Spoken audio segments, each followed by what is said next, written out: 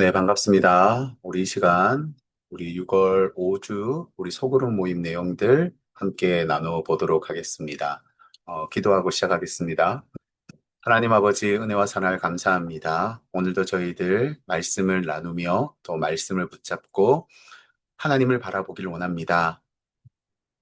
그리하여 하나님께서 우리에게 주신 말씀, 그 약속들을 붙들고 우리가 진실로 하나님을 따라갈 수 있는 우리의 삶이 되게 하여 주시옵소서. 그리하여 하나님 말씀의 그 이루심을 바라보는 하나님의 그 신실하심과 성실하심을 바라보는 우리 모두가 되게 하여 주시옵소서. 감사하며 예수 그리스도의 이름으로 기도드리옵나이다. 아멘. 네, 우리 6월 다섯째 주 우리 소그룹 모임 본문은 창세기 21장 1절에서 7절까지의 말씀입니다.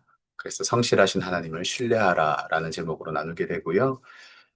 우리가 나누기에 앞서서 찬송가 267장 함께 찬송함으로 또 말씀과 연결해서 은혜 받는 그런 시간들이 되었으면 좋겠습니다. 그래서 찬송가는 찬송가 267장 추천드리고요. 이제 우리 본문 말씀 같이 읽고 또 말씀을 나눠 보도록 하겠습니다. 우리 창세기 21장 1절에서 7절까지의 말씀 같이 읽어보겠습니다. 여호와께서 말씀하신 대로 사라를 돌보셨고 여호와께서 말씀하신 대로 사라에게 행하셨으므로 사라가 임신하고 하나님이 말씀하신 시기가 되어 노년의 아브라함에게 아들을 낳으니 아브라함이 그에게 태어난 아들 곧 사라가 자기에게 낳은 아들을 이름하여 이삭이라 하였고 그 아들 이삭이 난 지 8일 만에 그가 하나님이 명령하신 대로 할례를 행하였더라. 아브라함이 그의 아들 이삭이 그에게 태어날 때에 백세라. 사라가 이르되 하나님이 나를 웃게 하시니 듣는 자가 다 나와 함께 웃으리로다. 또 이르되 사라가 자식들을 젖먹이겠다고 누가 아브라함에게 말하였으리요마는 아브라함의 노경에 내가 아들을 낳았도다 하니라. 아멘. 어, 이제 우리가 우리의 삶에 있어서 음, 성경을 우리의 인생의 매뉴얼이다라는 이야기를 하지 않습니까? 근데 우리가 그 평소에도 보면요. 이렇게 어떤 제품이나 물건을 사면 그 매뉴얼을 잘 읽어야 우리가 그 물건들을 잘 사용할 수 있는데 사실 매뉴얼을 잘 보지 않아요. 그리고 항상 언제 매뉴얼을 봅니까? 네, 그 물건이 고장 났을 때, 그제서야 이제 매뉴얼을 보는 우리들의 모습들을 보게 되죠. 어, 우리가요, 이렇게 기계 같은 것도 망가지기 전에 매뉴얼을 이렇게 붙들고 매뉴얼을 잘 숙지해야 우리가 잘 사용할 수 있는 것처럼 우리의 인생도 마찬가지인 것 같습니다. 우리 인생이 망가지기 전에 우리가 매뉴얼을 봐야 되거든요. 그래서 우리의 인생의 매뉴얼 성경을 늘 붙들고 사는 인생만이요. 저는 승리하는 인생을 살아갈 수 있다라고 생각합니다. 음, 그래서 저는 오늘 말씀의 핵심이 다른 것이 아니라 말씀을 따라 살면 승리한다. 불가능을 뛰어넘을 수 있다. 그것을 말해주고 있다고 봐요. 그러니까 우리가 말씀, 하나님이 우리에게 주신 약속, 그 성실하신 하나님께서 그 약속을 이루어 가심을 우리가 바라보고 살아갈 때 우리는요, 우리의 능력 때문이 아니라 전능하신 하나님의 그 능력으로 불가능을, 우리의 상황을 뛰어넘을 수 있습니다.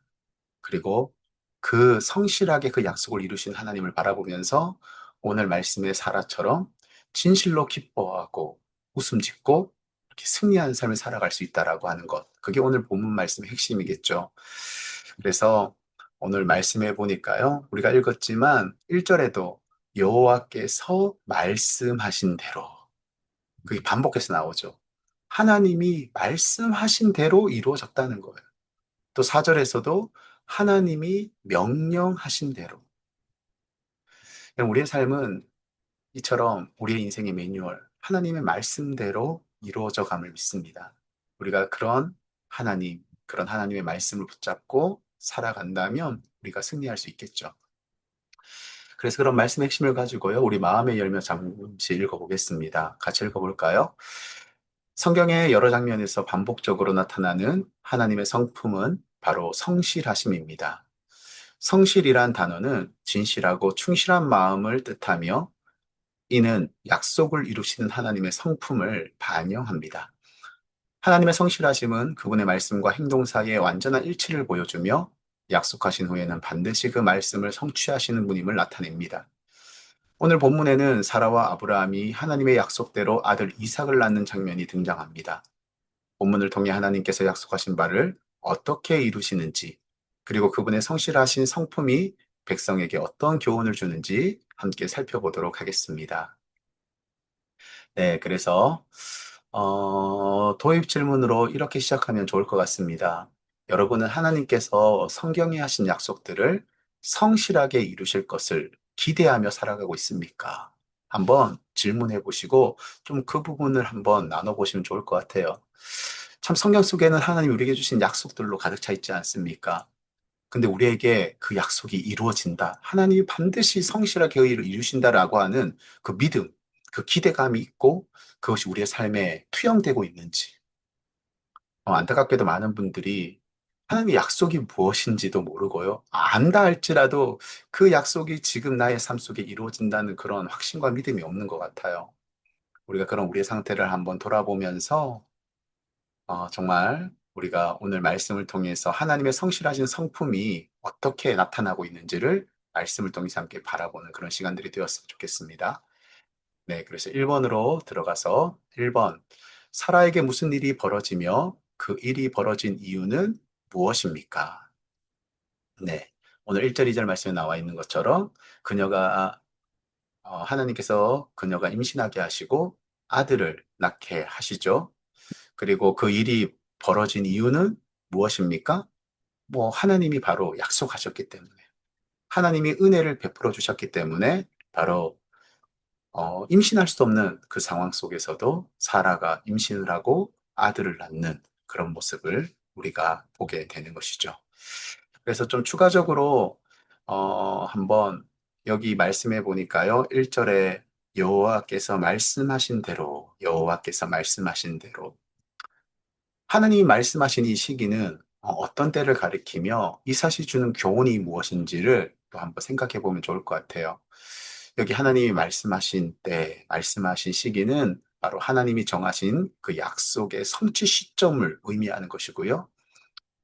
바로 이것이 우리에게 말해주는 바는 하나님이 약속하신 것은 하나님이 완벽한 때에 이루신다라고 하는 것.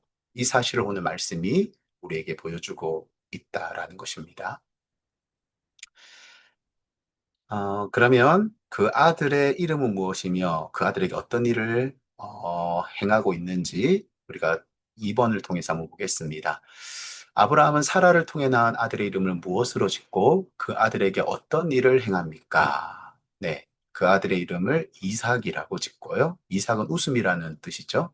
그리고 그에게 이제 하나님이 나중에 레위기에 보게 되면 난지 8일 만에 할례를 행하듯이 그 이삭에게도 할례를 행하는 모습을 우리가 보게 됩니다. 자, 그러면 이제 이런 추가적인 질문들이 필요한 것 같아요. 아브라함은 왜 아들의 이름을 이삭이라 지었을까요? 그리고 그 이삭이라는 이름이 상징하는 의미는 무엇일까? 한번 질문해 볼 수 있겠죠. 왜 아들을 이삭이라고 이름을 지었습니까? 그거는 창세기 17장 19절에 잘 나오죠. 하나님이 그렇게 지으라고 명령하셨기 때문에. 그래서 이삭이라고 지은 것이고요. 그 이삭이라는 말의 의미는 웃음. 사실 여기서 이제 그렇게 이삭이라는 그 웃음이라는 이름을 지었 것이 상징하는 것은 바로 이 아브라함과 사라가 기적과 같은 은혜를 경험하고 그 하나님을 경험하고 그 하나님에 대한 응답하심에 대한 은혜에 대한 기쁨과 감사함을 이렇게 상징하고 있다. 이렇게 생각하시면 될 것 같습니다. 자, 그렇다면 아들을 낳은 사라는 어떤 반응을 보였는지 한번 살펴보겠습니다. 3번. 하나님께서 말씀하신 대로 하나님께서 말씀하신 시기에 아들을 낳은 사라는 어떤 반응을 보입니까? 사라가 어떤 반응을 보이죠? 바로 기쁨과 감사의 반응을 보게 됩니다. 그녀는 하나님께서 자신을 웃게 하셨다며 이 소식을 듣는 사람들도 함께 기뻐할 것이라고 그렇게 말하는 것이 6절, 7절 말씀에 나타나고 있죠. 음, 여기서 또 이런 질문들을 추가적으로 좀 함께 생각해 보면 좋을 것 같습니다. 음, 오늘 7절에도 이런 말씀이 있어요. 또 이르되 사라가 자식들을 젖먹이겠다고 누가 아브라함에게 말하였으리오마는. 이게 좀 이렇게 우리가 개역 개정 성경이 좀 어려워서 제가 쉬운 성경의 성경 구절을 좀 가져와 봤습니다. 이런 말이에요. 어느 누가 사라가 아이를 낳을 수 있으리라고 아브라함에게 말할 수 있었겠는가? 그러니까 여러분, 누가 사라가 아이를 낳을 수 있으리라고 생각이나 했겠냐? 상상이나 했겠냐? 여러분, 이런 표현이 지금, 이런 반응이 말해주는 교훈이 뭐죠? 바로 불가능했지만, 인간의 힘으로는 불가능한 일이지만, 하나님께서 불가능한 상황을 가능하게 하셨다. 그 기쁨, 그 감동을, 감사함을 지금 표현하고 있는 것이죠. 네, 이처럼 아브라함과 사라는요, 하나님께서 말씀하신 대로 하나님이 약속하신 그 시기에 아들을 주셨을 때 기쁨과 감사함으로 반응하는 모습을 보게 됩니다. 어, 이런 모습을 통해서 우리는 어떤 교훈을 받아야 하는가? 우리가 4번을 통해서 한번 생각해 보겠습니다. 4번. 사라가 아들을 낳은 후 보인 반응을 통해 우리는 하나님께서 성실하게 약속을 이루시는 분임을 깨달을 수 있습니다. 이 사실이 주는 교훈은 무엇입니까? 네. 여기 뭐 질문에 이미 답이 나와 있는 것처럼요. 우리가 이런 모습을 통해서 깨닫게 되는 교훈은 바로 하나님께서는 그분의 약속을 반드시 이루시는 분이심을 우리에게 보여주고 있는 거예요. 그리고 이러한 사실을 통해서 우리가 하나님의 약속을 신뢰하고 하나님의 때를 신뢰하는 그런 태도, 그런 모습이 필요함을 우리에게 가르쳐 주고 있는 것이죠. 시편 33편 4절 말씀처럼 여호와의 말씀은 정직하며 그가 행하신 일은 다 진실하시도다. 정말 이 시편 기자의 고백이 우리의 고백이 되어야 함을 바로 말씀이 우리에게 알려주고 있다라고 하는 것이죠. 여러분, 사실 이 장면이 이 모습 속에서 우리에게 가르쳐 주는 것은요. 정말 아브라함과 사라가 백세 아들을 낳았다라는 것은요. 정말 하나님에게는요. 불가능이 없다라는 걸 보여주는 거예요. 하나님의 약속은 반드시 이루어진다라는 걸 보여주는 거예요. 하나님의 그 성실하심은 끝이 없다. 그러니까 여러분, 우리가 말씀대로 살면요. 그 약속을 붙들고 살면요. 그 약속을 믿고 살아가면요. 하나님이 다 이루어 주실 줄 믿습니다. 그러니까 우리에게 있어서 문제는 뭐냐 하면 말씀을 따라 약속을 따라 살아가는 것이 우리에게 주어진 숙제라고 하는 거예요. 근데 여러분 왜 우리가 그 은혜를 누리며 살아가지 못하는 것입니까? 우리가 말씀을 따라 약속을 따라 살아가지 못하고 뭘 따라 살아가요? 자꾸 환경을 따라 살아가는 거예요. 내 환경을 따라 살아가니까 불가능해 보이고 그러니까 불가능해 보이니까 포기하고 주저앉고 이게 다 우리 삶의 문제 아니겠습니까? 그러니까 우리에게 중요한 건 바로 이 믿음, 말씀대로 따라 살아가면 하나님에게 불가능이 없다. 하나님은 반드시 이루어 주신다. 이 믿음이 우리에게 있어야 할 줄 믿습니다. 그래서 이런 내용들을 좀 이렇게 생각하면서 한번 자신들의 받은 느낌들을 나눠보시면 좋겠어요. 우리 인생 가운데도 여러분, 불가능해 보이는 여러 가지 일들이 많이 있지 않습니까? 병원에 갔는데 불치병이라는 소식을 듣기도 하고,